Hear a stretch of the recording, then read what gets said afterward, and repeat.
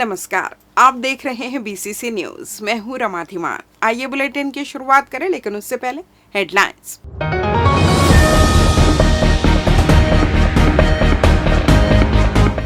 प्रधानमंत्री ने मन की बात में छत्तीसगढ़ का किया जिक्र। मल्हार की धरोहर से सभी गौरवान्वित। प्रेमिका से मिलने पहुंचे प्रेमी की हत्या, पति और नाबालिग बेटे ने दिया घटना को अंजाम। शेयर ट्रेडिंग का झांसा देकर 17 लाख की ठगी, 3 शातिर अपराधी गिरफ्तार। और मैदान में जुआ खेल रहे 8 पकड़ाए, खुलेआम जमी थी महफिल। हेडलाइंस के बाद खबरें विस्तार से। प्रधानमंत्री नरेंद्र मोदी के लोकप्रिय रेडियो कार्यक्रम मन की बात की 134वीं कड़ी में छत्तीसगढ़ की ऐतिहासिक नगरी मल्हार का उल्लेख होने से पूरे बिलासपुर जिले और मल्हार क्षेत्र में उत्साह का माहौल है। प्रधानमंत्री ने कार्यक्रम में ज्ञान भारतम अभियान के तहत मल्हार में प्राप्त प्राचीन ताम्र पट्टिकाओं और यहाँ की समृद्ध सांस्कृतिक विरासत की चर्चा करते हुए देशवासियों का ध्यान इस ऐतिहासिक स्थल की ओर आकर्षित किया। मुख्यमंत्री विष्णुदेव साय ने इसे प्रदेश के लिए गौरव का क्षण बताते हुए कहा कि राष्ट्रीय मंच पर मल्हार का उल्लेख होना छत्तीसगढ़ की ऐतिहासिक पहचान को नई प्रतिष्ठा दिलाने वाला है। उन्होंने कहा कि प्रधानमंत्री द्वारा किसी क्षेत्र की विरासत को राष्ट्रीय स्तर पर पहचान देना वहां के लोगों के आत्मगौरव और सांस्कृतिक चेतना को मजबूत करता है। मल्हार में हाल ही में मिली लगभग 1400 से 1500 वर्ष पुराने ताम्र पट्टिकाएं पांडुवंशी शासनकाल से जुड़ी मानी जा रही हैं। प्राचीन ब्राह्मी लिपि और पाली भाषा में लिखे गए ये अभिलेख उस समय की शासन व्यवस्था, सामाजिक जीवन और सांस्कृतिक परंपराओं की महत्वपूर्ण जानकारी देते हैं। इतिहासकारों के अनुसार यह खोज छत्तीसगढ़ के प्राचीन इतिहास को समझने में महत्वपूर्ण साबित होगी। प्रधानमंत्री के उल्लेख के बाद स्थानीय लोगों में विशेष उत्साह देखा जा रहा है। उनका मानना है कि इससे मल्हार को राष्ट्रीय स्तर पर नई पहचान मिलेगी और पर्यटन को भी बढ़ावा मिलेगा। क्षेत्रवासियों ने कहा कि यह केवल मल्हार ही नहीं बल्कि पूरे बिलासपुर और छत्तीसगढ़ के लिए गर्व का विषय है। मन की बात में मल्हार का नाम गूंजने से क्षेत्र की ऐतिहासिक धरोहर को देश भर में नई पहचान मिली है।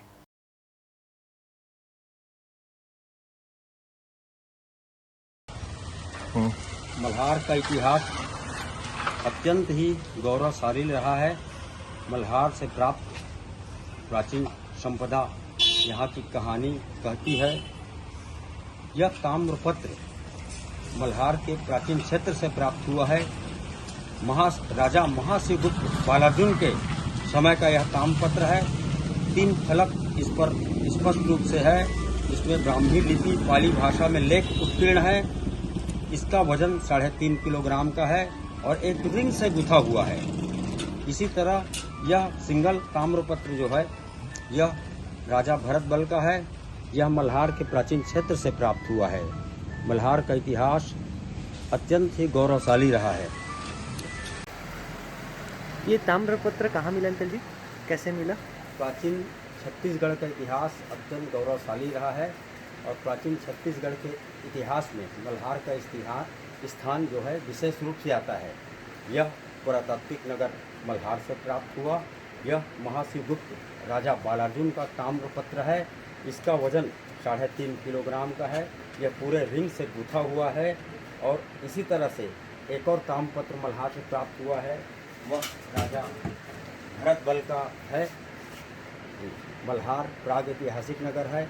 यहाँ उत्खनन की आवश्यकता है। वरिष्ठ पुलिस अधीक्षक बिलासपुर ने पुलिस व्यवस्था में बड़ा प्रशासनिक फेरबदल करते हुए एसपी कार्यालय और डायल 112 कार्यालय में संलग्न 20 पुलिस कर्मियों को वापस पुलिस लाइन भेजने के आदेश जारी किए हैं। जारी आदेश के अनुसार इन कर्मचारियों को तत्काल प्रभाव से कार्य मुक्त कर पुलिस लाइन में रिपोर्ट करने तथा आगे फील्ड ड्यूटी में तैनात किए जाने की प्रक्रिया शुरू की जाएगी।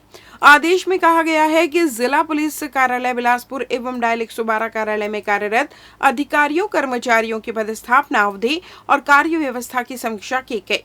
इसके बाद प्रशासनिक आवश्यकता एवं पुलिसिंग को अधिक प्रभावी बनाने के उद्देश्य से यह निर्णय लिया गया।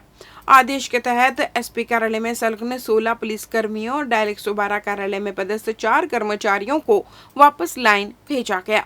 सूची में सहायक उप निरीक्षक, प्रधान आरक्षक और आरक्षक स्तर के कर्मचारी शामिल है।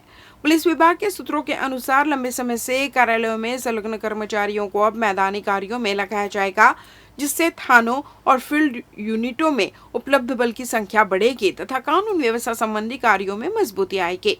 पुलिस लाइन में रिपोर्ट करने के बाद संबंधित कर्मचारी सीधे एडिशनल एसपी शहर और ग्रामीण के निर्देशों पर ड्यूटी या सौंपे गए कार्य करेंगे।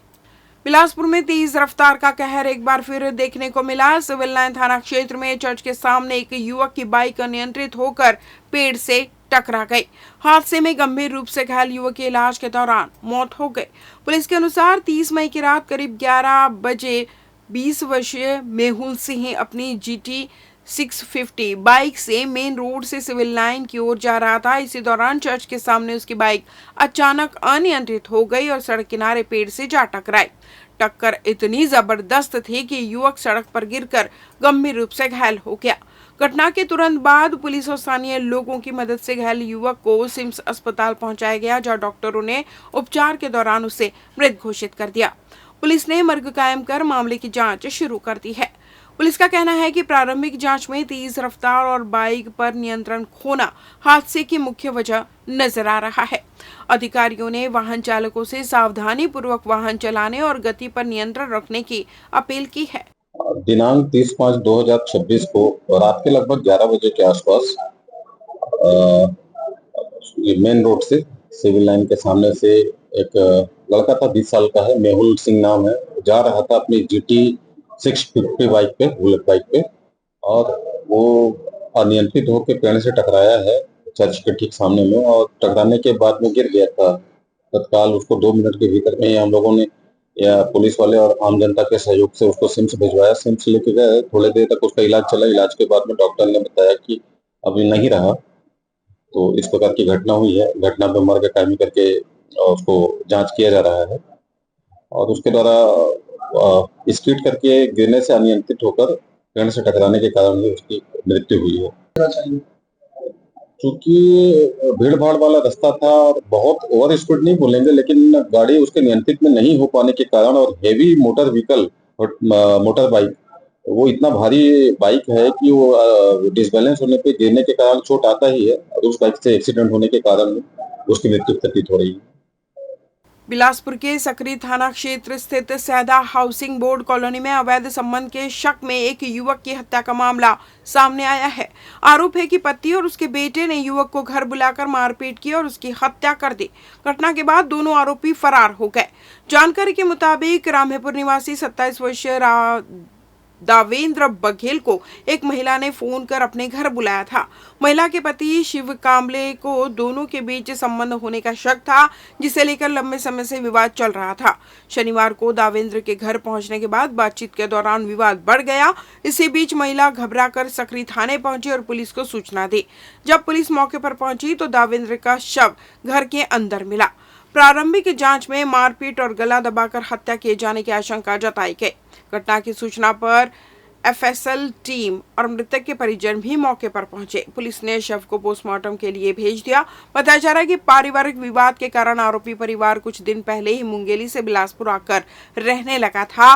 फिलहाल पुलिस हत्या का मामला दर्ज कर फरार पति और बेटे को गिरफ्तार कर लिया है। छत्तीसगढ़ डायोसिस बचाओ संघर्ष समिति ने रविवार को बिलासपुर में आयोजित प्रेस कॉन्फ्रेंस में डायोसिस से जुड़े कथित भ्रष्टाचार, मनमानी और धोखाधड़ी के मामलों को सार्वजनिक करते हुए निष्पक्ष जांच की मांग की। समिति के पदाधिकारियों ने आरोप लगाया कि कुछ लोगों द्वारा नियमों को दरकिनार कर संस्था पर कब्जा करने और वैध पदाधिकारियों तथा कर्मचारियों को प्रताड़ित करने का प्रयास कर रहे हैं। समिति ने दावा किया कि डायोसिस के चुनाव और पदाधिकारियों के पंजीयन में गंभीर अनियमितताएं हुई हैं।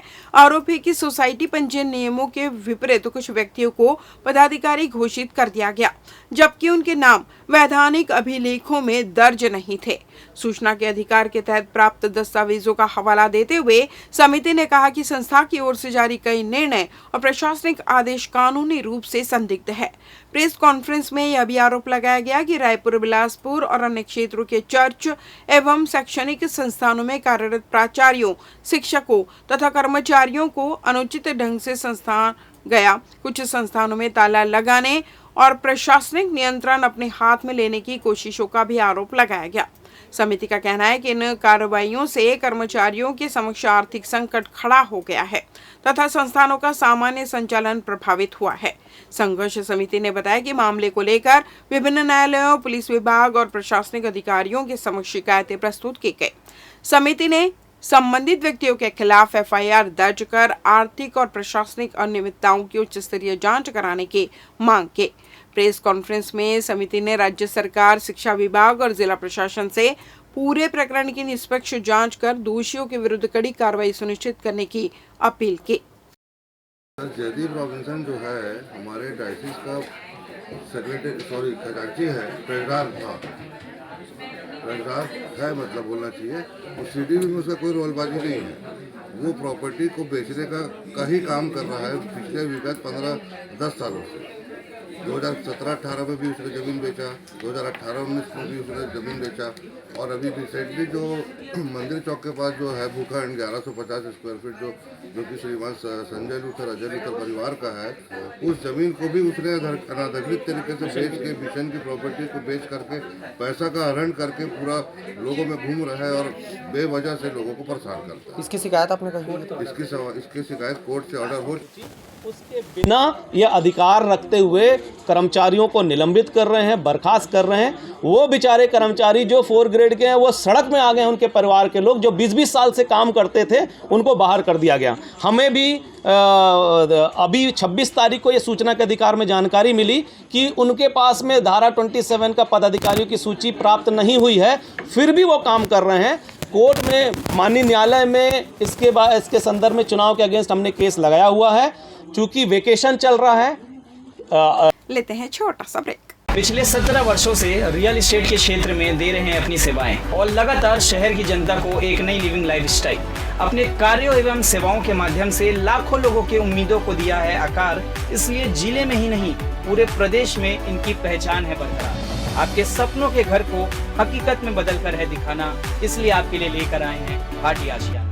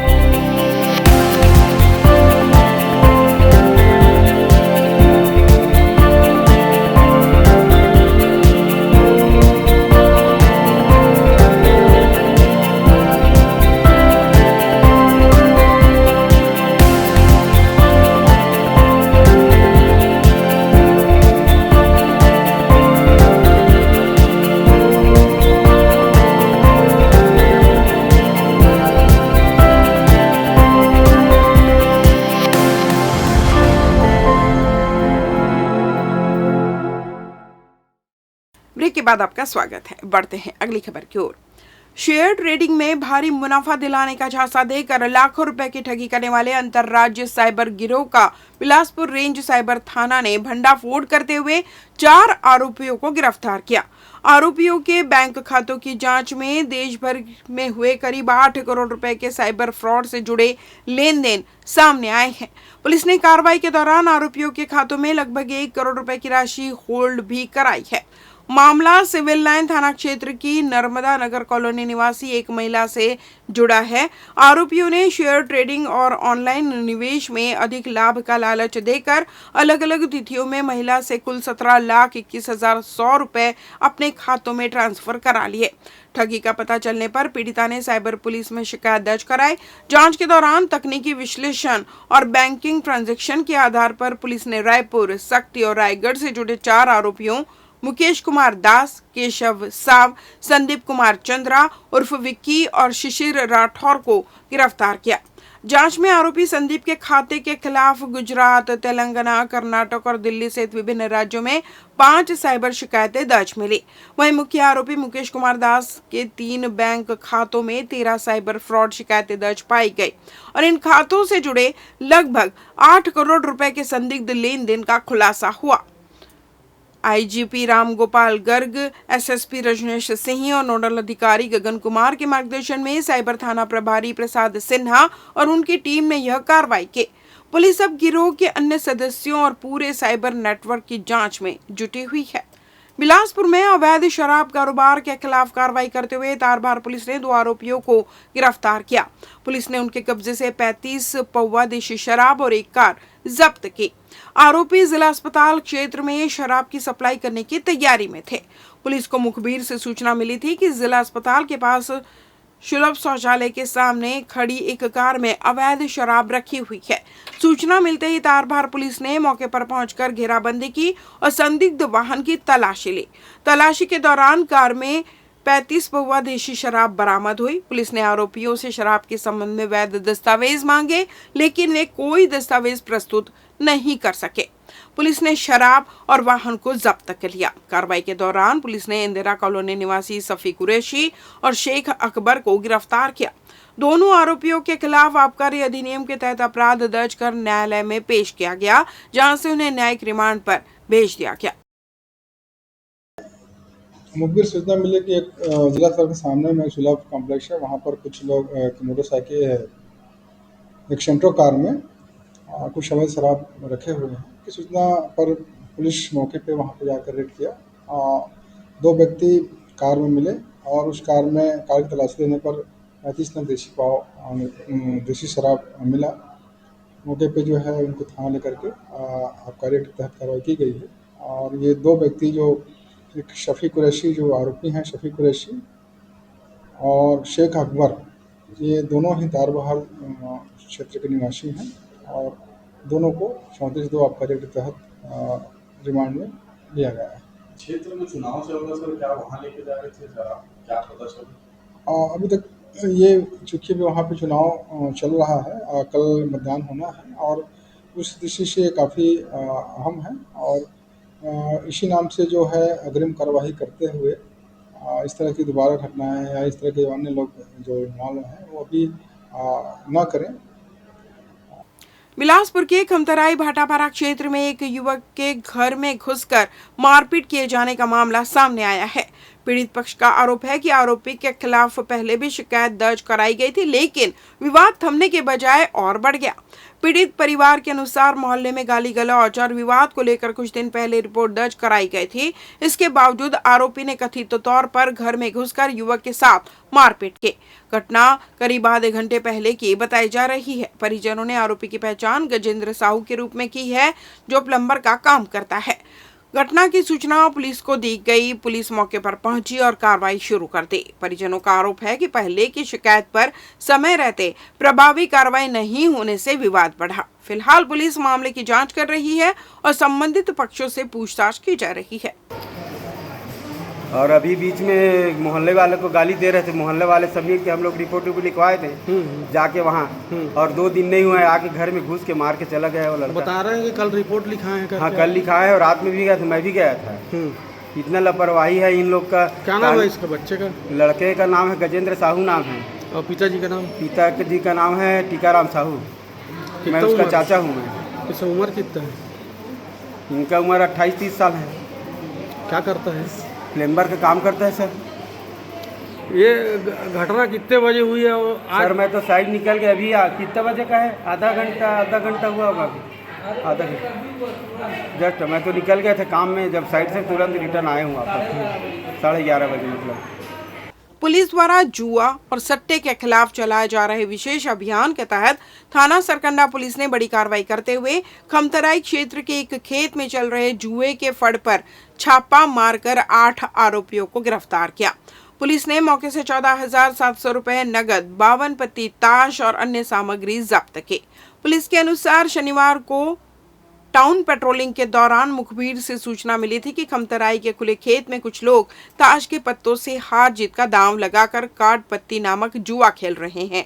सूचना मिलते ही थाना सरकंडा की टीम ने बताए गए स्थान पर घेराबंदी कर दबिश दी। रेड कार्रवाई के दौरान पुलिस ने मौके पर जुआ खेलते हुए 8 लोगों को रंगे हाथों पकड़ लिया, जबकि कुछ अन्य आरोपी अंधेरे और खेतों का फायदा उठाकर फरार हो गए।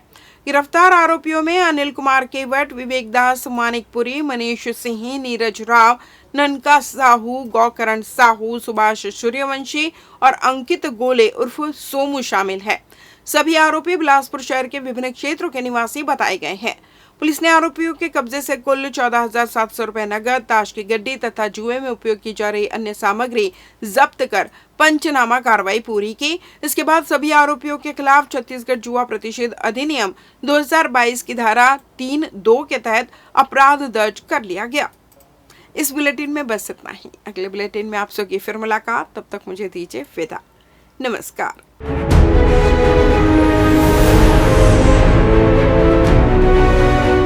पिछले 17 वर्षों से रियल एस्टेट के क्षेत्र में दे रहे हैं अपनी सेवाएं और लगातार शहर की जनता को एक नई लिविंग लाइफस्टाइल। अपने कार्यों एवं सेवाओं के माध्यम से लाखों लोगों की उम्मीदों को दिया है आकार। इसलिए जिले में ही नहीं, पूरे प्रदेश में इनकी पहचान है बरकरार। आपके सपनों के घर को हकीकत में बदल कर है दिखाना, इसलिए आपके लिए लेकर आए हैं भाटी आशियाना।